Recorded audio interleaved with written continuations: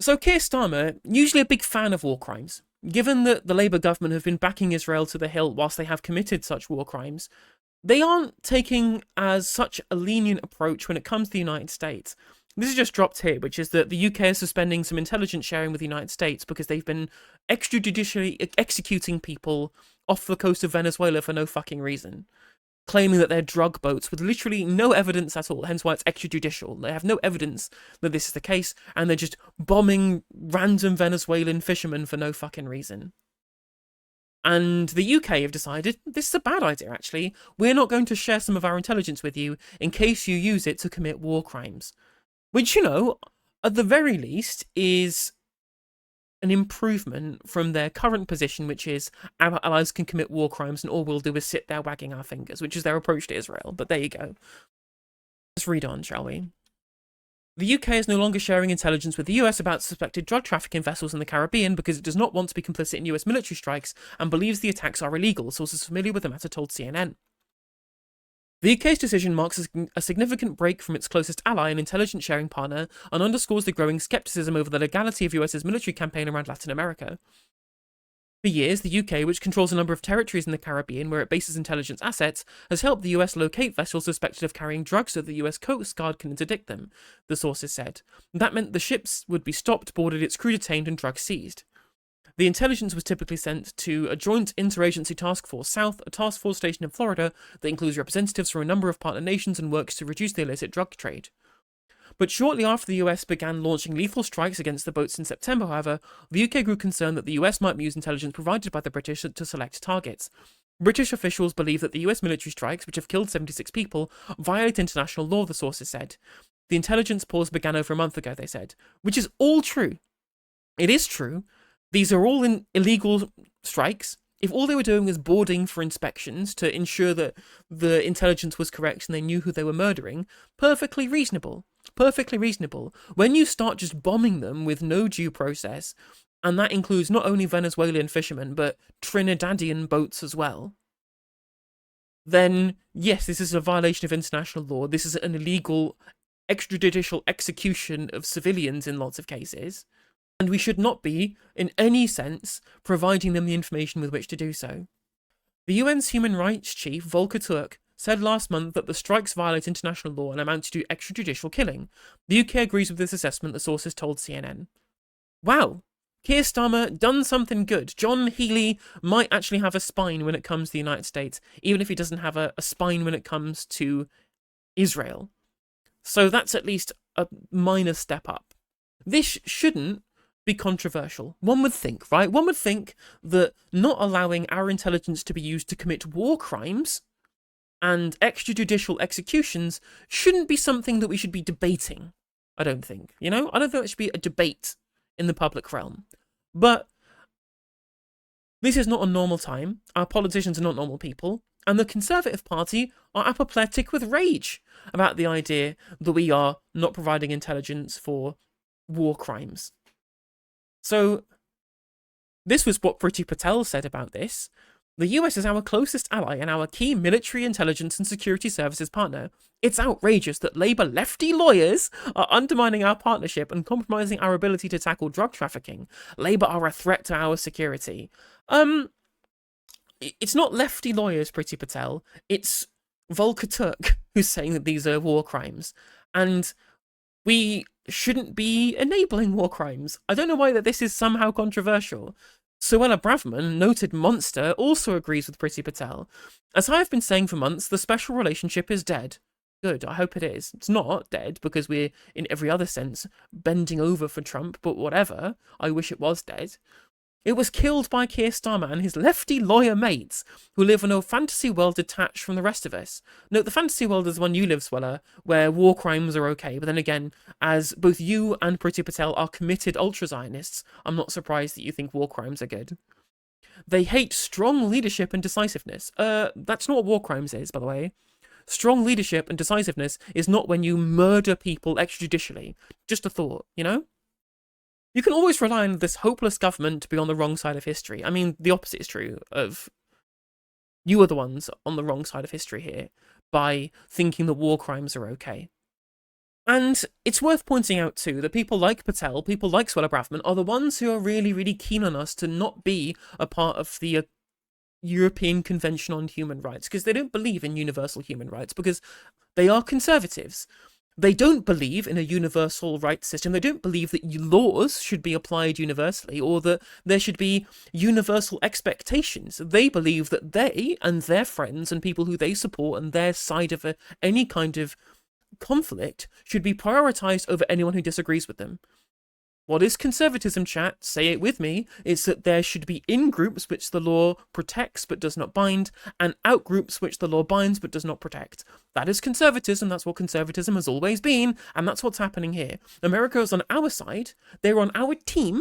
Therefore, they should get away with violating the UN Charter and violating international law, and we should be happy to facilitate them doing that. The same is true with Israel, because they're on our side and they should be protected by the law but not bound by it. When it comes to states that they disagree with in the global south or whatever it is, they're not on our team. They're not on our side. Therefore, they should not be subject to protections from laws but should be bound by those same laws. International law only applies to the global south as far as these kind of people are concerned. That's how it always has been, and that's why they're such big fans of Israel, because they do everything that they wish they could do by using military might for their own greedy and selfish ends, and are in no way bound by the constraints of an international legal framework to be able to hold them to account and keep them from violating things such as human rights. But again, that's why they don't believe in human rights, because those human rights also apply to out-groups as well as the in-group, and that makes conservatives really mad. What's important, though, is to understand is that the European Convention on Human Rights was, in its fundamental state, set up to be able to prevent the spread of Marxism-Leninism in Europe. A bunch of those human rights legal frameworks were about property rights, capitalism being embedded in the European Convention on Human Rights. It was a protection from the spread of Marxism enshrined constitutionally. Given that these people, A, want us removing ourselves from the European Convention on Human Rights, and B, they are happy for there to be extrajudicial execution supported by our nation state, I would like to propose that should there be a Marxist-Leninist takeover of the United Kingdom, which we would be open to do so if we leave the ECHR, and said Marxist-Leninist state started engaging in extrajudicial execution of people like Suella Braverman and Priti Patel's friends, I would like to clarify, I would not support. I don't think any extrajudicial executions are a good thing. Whether it's us doing it, whether it's the US doing it, whether it's a foreign state doing it, I think they should all be bad, and they are all war crimes, especially done in the way that the United States is doing them. I disagree with all of these things. If there was a theoretical world where there was a Marxist-Leninist takeover, and people from the side of this conflict and this debate, which is supported by Suella Braverman and Priti Patel and, of course, Donald Trump, started being extrajudicially executed by this Marxist-Leninist state, I don't want to hear them fucking complaining. I do not want to hear a single complaint from them about, oh, what about the sanctity of the law? You said that you didn't care about the sanctity of the law. So much for law and order conservatives, because again, they only support those laws when they support what they believe in, when they're not being weaponized against them, when they are not constrained by those same laws. It's as simple as that. It's as simple as that. Like, they wanted that world where states have so much power that they can just execute people without any evidence at will, breaking any international law to do so. So they shouldn't complain if that gets weaponized against them. But you know that they will. You know that they will, chap. You know full well that they will. Extrajudicial trips down a mine shaft. Well, I'm sure Barbara has plenty of thoughts about that. Also worth pointing out, this is not the only time in recent weeks where this ability for conservatives to believe that laws shouldn't apply to us and only apply to other people has come up. This isn't the only time this has come up. So I don't know if people have seen, but there was the trial of Soldier F quite recently, somebody who was implicated in the Bloody Sunday massacre during the Troubles. Now, it's worth pointing out, whilst a lot of people were hoping for a conviction of Soldier F, I think that if you look at the judgment, this was always going to be the outcome. So the reason why they were let off was that, as has been pointed out by this article, the burden of proof in criminal cases lay with the prosecution, and they had to prove who fired the shots. And the whole case rested on evidence which came from two statements given by two other former soldiers, G and H, to the initial investigations in 1972. The statements were the only pieces of evidence which specifically said that Soldier F had fired his rifle. And as they had found to be serially untruthful in their accounts, they couldn't be used to prove the case. against Soldier F. So, whilst it's not proven that they didn't do it, there is no proof that they did. And of course, as in any trial, you have to have undeniable proof that they committed the act to convict. So, it is not unreasonable that this was the outcome, unfortunate as it was that we couldn't get justice for the victims in Derry. It is also worth pointing out that the justice in this case did point out that the actions of the British military were, which is at least a step here. So the justice said that the troops had lost all sense of military discipline as they shot unarmed civilians in the back as they were fleeing from them on the streets of a British city. Furthermore, the judge said he had no doubt that the soldiers who opened fire and did so with the intention to kill, and they did not act in lawful self-defence. So we have some closure from this statement that Bloody Sunday was a war crime. The British state didn't act in accordance with international law, and this was a massacre, and it was an absolute stain on the history of what we did during the Troubles. That is some level of closure, even if there is no conviction of Soldier F. But the Conservatives are angry. They're not angry that the conviction wasn't found. They're not angry, in fact, that it went entirely in their favour, the trial of Soldier F. No. They're angry that the trial ever happened in the fucking first place. They aren't happy our own military personnel are held to international legal standards because, again, they're part of the in-group, so they shouldn't be held to the same standards as everybody else. This is the real two-tier politics. It's that there is one rule for us and another rule for other people. This is David Davis in the Commons the other day. Sir David Davis. Thank you, Speaker. The front bench has quite rightly referred to the pain of the relatives of those who died on Bloody Sunday, and we all share in their sympathy in that.